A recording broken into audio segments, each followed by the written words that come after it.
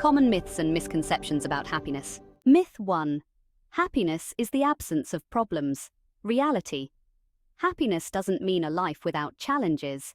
In fact, overcoming obstacles and finding meaning in adversity can contribute significantly to a deeper sense of happiness. Myth 2. Money can buy happiness. Reality.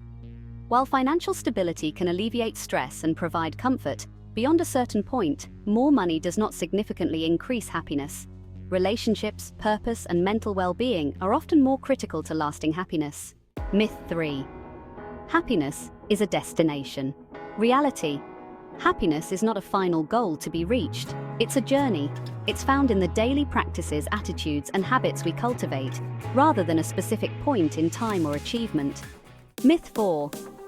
Happiness is the same for everyone. Reality.